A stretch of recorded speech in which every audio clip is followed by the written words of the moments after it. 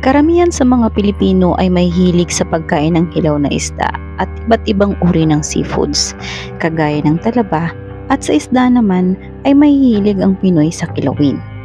Isang klase ng dish na kung saan ay ginagamitan ito ng suka o kaya naman ay ng kalamansi. Nahihilig din ang mga Pinoy sa mga sushi kung saan may mga kasama din itong raw fish kagaya ng salmon at tuna. Alamin natin kay Dr. T kung safe ba kumain ng mga raw foods. Magandang araw po, Dr. T, and welcome to our YouTube channel, Senyora Hinday. So, ngayon po, ang topic po natin is about sa mga raw foods. Ano po ba yung mga raw foods? Kasi yung mga Pilipino po kasi mahilig sa mga dishes na hindi po niluluto like kilawin. Alam nyo, marami po sa ating iba't ibang klase ng kilawin, pero ang pinaka-famous na kinikilaw po sa atin ay mga isda. So, Dr. T, ano po bang masasabi ninyo sa pagkain ng mga raw foods? So yung mga pag tinawag natin na seafoods, hindi lang isda, no? Kasama na dyan yung mga tinatawag na shellfish, oysters, madalas kainin na hilaw yan, tsaka yung mga iba pang mga like yung mga Japanese and pati na rin mga Pilipino, nagka-taste na rin dyan yung sushi, di ba? So, sashimi, yan, mga madalas yan. Hindi naman very common, pero may mga nangyayari na mga minsan ng mga bad outcome, pagkain ng lately lang, siguro the other day nabasa ko sa dito na sa Texas, mayroong isang healthy male na namatay for eating raw oysters. So they investigated bakit siya namatay, kasi I think it happened in para siyang malapit sa beach na restaurant na nagsaserve ng raw oysters. Ngayon, ang mga shellfish, unahin muna natin yung mga shellfish, yung mga oysters, kasi hiwalay na issue naman yung sa mga fish, mga raw fish. Karamihan sa mga oysters, dati ang nagiging problema ay tinatawag na red tide, yung algae. Merong pula na para siyang lumot na algae, na siyempre kinakain ng napupunta yan sa oysters, tsaka mga tulya, mga tahong. Pag kinain mo yan, lalo na hindi mo niluto, pwede kang poisoning. May mga namatay na rin sa red tide na yon, yung algae.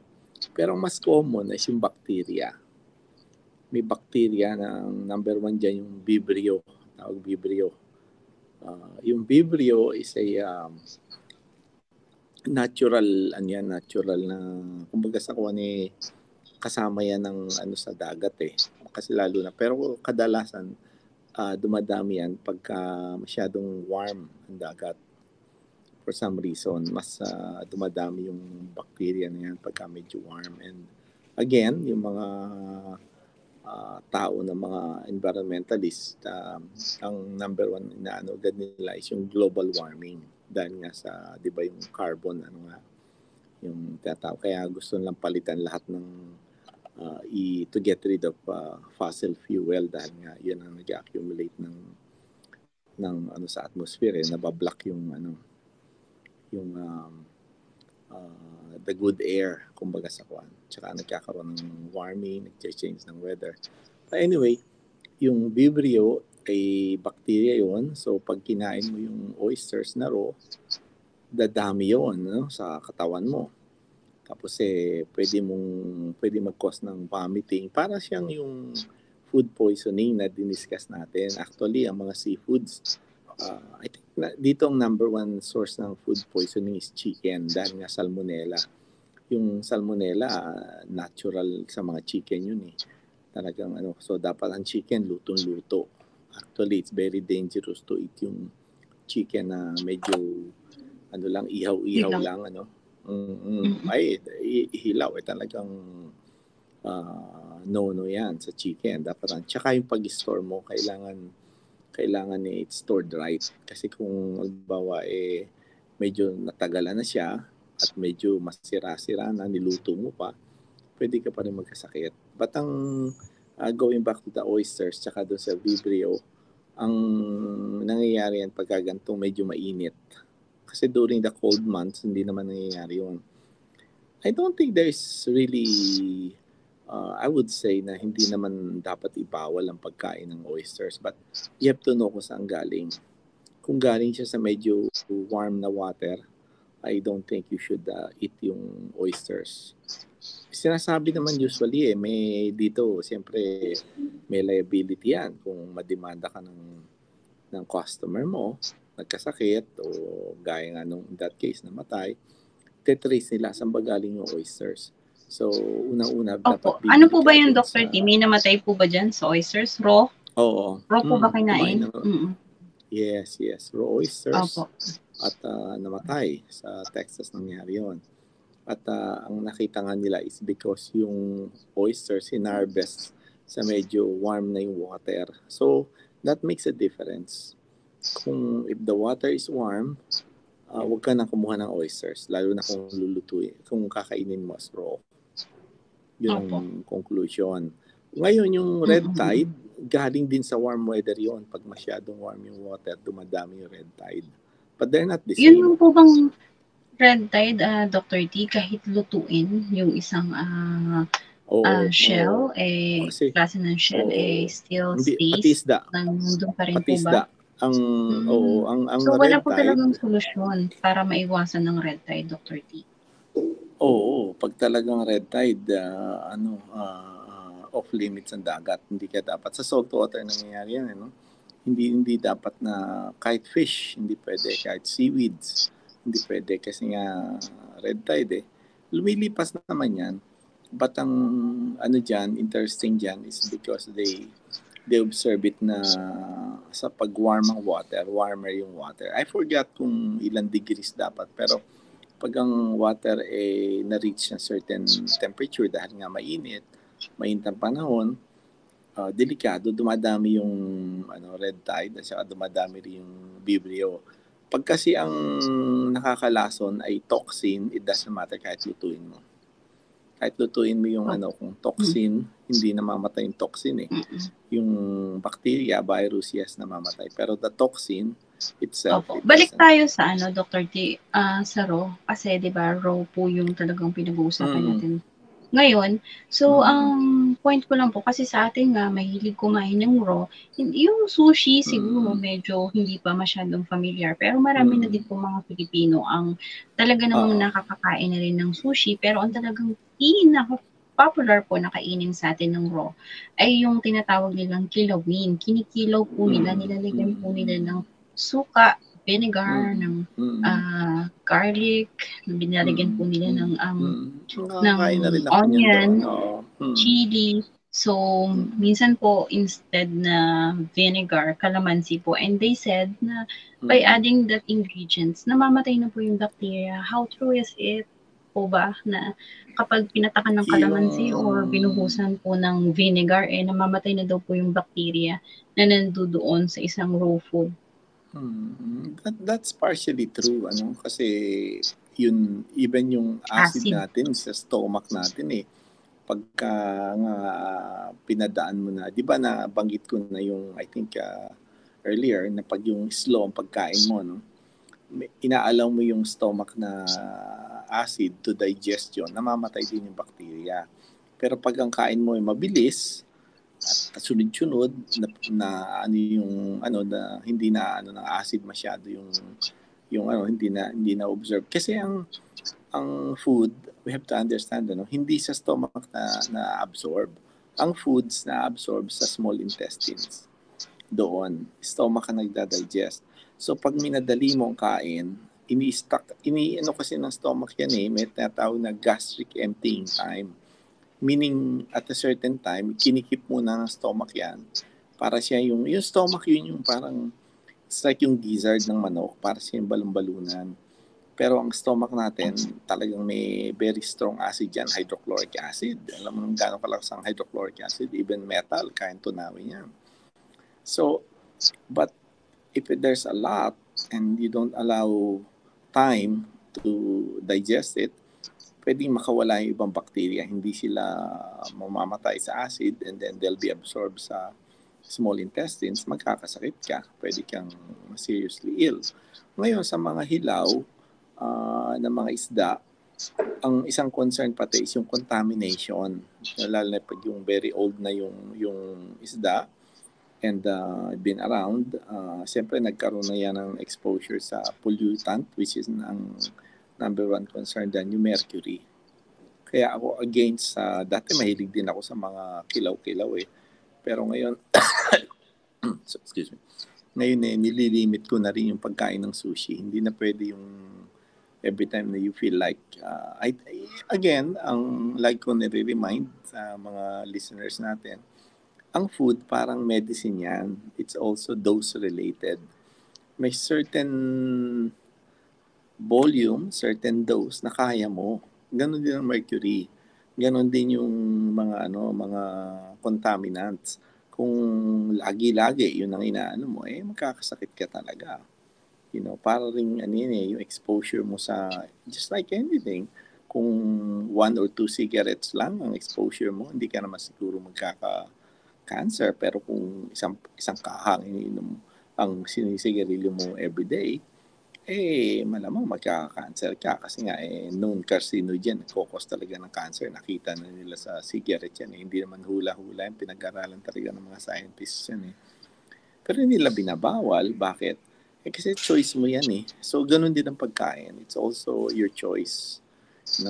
That's your freedom of choice. Pero maganda rin na makikinig ka sa mga guidelines na sinasabi na pag warm water, huwag mo kainin ang shellfish ng raw. Pagka too big na yung fish, mataas na ang mercury content noon, matanda na yung fish, huwag ka kumain na masyado marami. Yun lang. Kasi ang paniniwala po kasi sa atin kasi ng iba nating mga kababayan sa Pilipinas na kapag kinain niyo po ang mga raw, ang mga shell ng raw, nakakapagpalakas daw po ng katawan. Kumbaga, nagiging aphrodisiac. So, yun po yung nagiging talagang, yes, yun po yung paniniwala sa atin sa Pilipinas na ang talaba, once na kinain nyo ng raw, nakakadagdag daw po yun ng libido sa katawan ng isang lalaki. Kaya talaga naman pong sa atin sa Pilipinas, ang pagkain ng raw, talagang kanilang ginagawa. Talagang yun po yung kanilang paniniwala. So, hindi naman po natin sinasabi na ang pagkain ng raw bawal, Dr. T. Kaya lang siguro yung proper na pag-prepare, yun pong proper na pag-preserve yung source, diba? Dapat i-consider po natin lahat yun. Opo, saan galing, kung wala po bang contamination, kung hindi po ba mataas ang mercury yung fish na kakainin natin, na ikikilaw natin, siguro safe naman po kumain ng raw. And kumbaga sabi nyo nga po, yung mga bagay na nai-immune na tayo Kung palagi na lang natin ginagawa or kinakain, nai-immune na po yung katawan natin. Hindi po ba, Dr. T? Pero kung yung mga kakain lang mga baguhan, medyo maghanda-handa na sila or mag-prepare na yung tiyan nila na baka sakaling hindi po maganda yung kalabasan. Pero mabalik po tayo, Dr. T, doon po sa napabalita dyan na namatay sa US na kumain ng fresh na talaba. Ano po, Dr. T?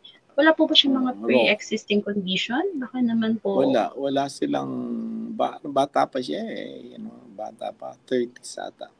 Wala. Pero ang kasi doon is, hindi lang naman siya kumain ng raw oysters, pero bakit siya lang nagkasakit. So, kahit naman minsan maraming ang athletes kaya lang nadadiagnose na may heart condition sila pagka nag-drop dead na. Talagang, sorry to say, pero may mga athletes din dito na college o high school players na bigla na lang magda-drop dead. Tapos during the autopsy, makikita, meron palang congenital heart disease na miss, hindi naman nag-manifest. So, hindi ko rin madi-discount. I cannot totally exclude na wala siyang pre-existing. Kasi nga, siya lang a lot of people got sick, pero isa yung namatay. Pero may mga iba rin na nag-vomiting, nagkaroon ng ang tawag doon gastroenteritis, yung meron kang diarrhea, vomiting, tsaka minsan may blood sa stools. There's several people. Dahil nga yung oysters galing sa medyo warm water. So yung bacteria nag-divide. Dito kasi tinetest nila yung mga water sa coliform, pati sa beach. Sinasara nila ang beach pag mataas ang bacterial count. Kahit naman sa Pilipinas ata yung mga kusan yung mga tourist. Actually, yun ang dapat mong isipin eh. Another topic yun, no? Pero kung pupunta ka sa isang place, ang ganda-ganda ng beach, gusto mo maligo, no, itanong mo muna, na-test ba ito? Makamataas yung coliform. Meaning may mga drainage na pumunta sa beach. Nangyari yun sa sa Boracay noon eh. I remember noon nagpunta kami ng Boracay but no one is allowed to swim. Kasi nga mataas yung coliform count. So, wala. Sightseeing ka lang. Hindi ka pwedeng pumunta sa tubig. Kasi magkakasakit ka pagka pumunta ka sa tubig. Magkakaroon ka ng mga rashes. Ganun. You may not die, but you'll get sick. Dr. T, tanong ko lang po, syempre yung mga raw food po natin sometimes nagkakaroon nga po ng bad effect po sa katawan natin. Ano po ba yung mga po pwede natin ibigay na first aid kung sakali po hindi po naging maganda yung effect ng pagkain natin ng raw foods? Ano po ba yung pwedeng first aid na kainin kung sakali po makaranas po ng pagsama ng pakiramdam pagkain ng raw foods?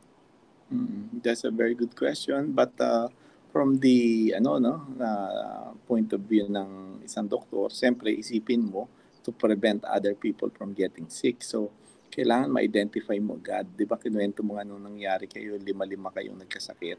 Kailangan ma-identify mo agad kung what caused this. Hindi naman agad-agad na, minsan in retrospect, after nangyari na, madali mong kagaya yung nangyari doon sa fried rice syndrome, matagal yung investigations. Took a week para nila i-declare na ito pala galing dito.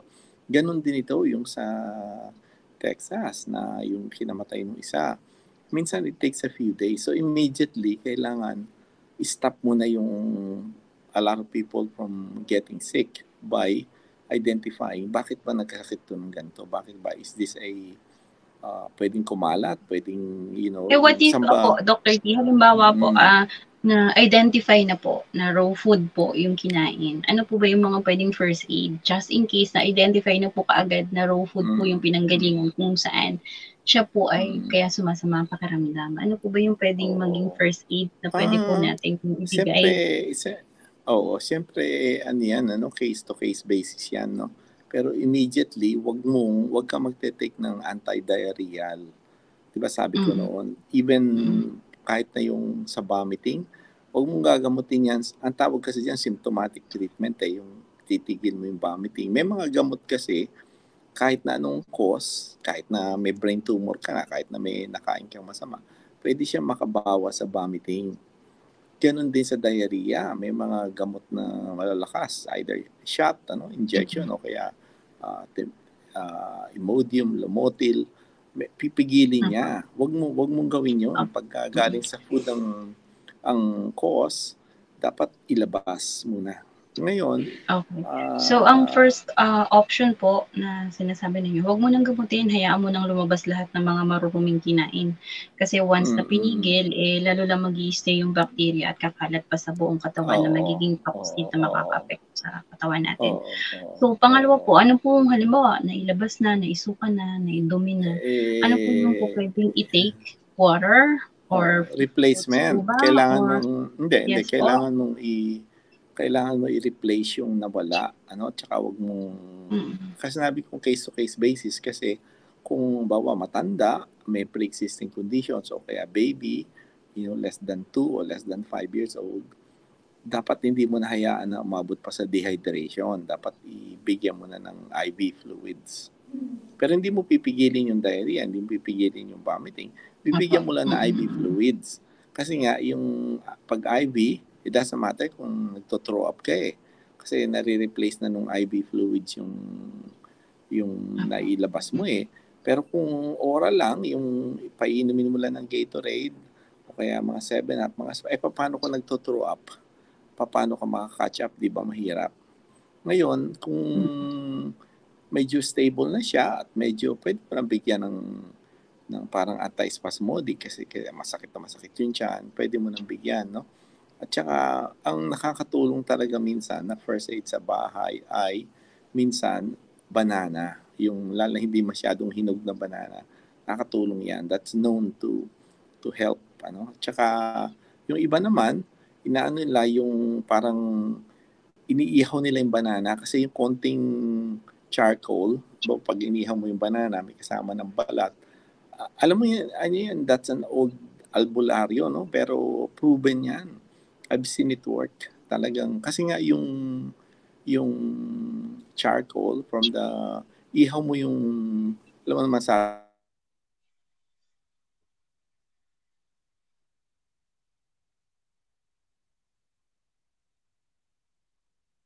Opo, madali pong, i-process, madali po siyang ihawin kasi so once na ibinanghi po ninyo, ang tawag po kasi doon sa'min sa probinsya kapag ibinanghi po ninyo yung, isang saging, so madaling ibanghi doon sa mga kalan or siguro i-soak ng konti sa mga baga para may konting, mag-charcoal ano siya. So ayun nga po, una po yun, pakain pagpipili, yun. pangalawa bigyan po ng mga fluid, i-replace po yung nawala at saka kung nasa sa bahay pinakamagandang gawin, bangi ng banana or kahit yung mismong banana lang din kainin. So thank you po Dr. T, at least, meron po kaming mga tips na natutunan. Pero may gusto po kasi akong idagdag, kasi sa'min naman sa probinsya Dr. T, once na meron po kasing mga ganyan, nakaranas na rin po ako ng mga food poison or na-allergy dahil po sa pagkain ng mga raw na ganyan. Sa'min po Dr. T, pinapakain ng asukal. Nakakadagdag po raw kasi yun na, I don't know if it's true, pero yun po yung, talagang, nakakaugalian na namin, nakasanayan na namin. Opo. Sugar, na nakita nila nagpantal-pantal or nagva-vomit, pinapakain ng sugar sa amin po sa probinsya. So, Hindi yun ako lang po. masyadong familiar doon, pero ang pwede ko lang idagdag, kailangan, nakakatulong din yung lugaw. Nakakatulong yun, lalo na kung tumatagal na, no? Para Let's say maka-replace, no, ng mga nawala. Oo, wag manghina masyado. Kasi nga, pag ang tao humina, baka kapitan ng kung meron mang bakterya na kumakalat sa katawan, baka lalong maging malala. So, kailangan mo rin huwag mo ignore yung fluids at saka mag-introduce ka na yung madaling i-digest, which is, lugaw, soda crackers, at saka pwede rin yung soft drink, Sprite, ganyan, 7-Up. And then, yun nga, banana. Lalo na yung inihaw na banana. Pwede rin yung raw banana. Kung hindi na pwede ihaw, pwede rin yung raw na banana. Thank you po, Dr. T, and salamat welcome. po sa pagbibigay ninyo ng time sa amin. Ingat po kayo and God bless. Sige, ikaw din.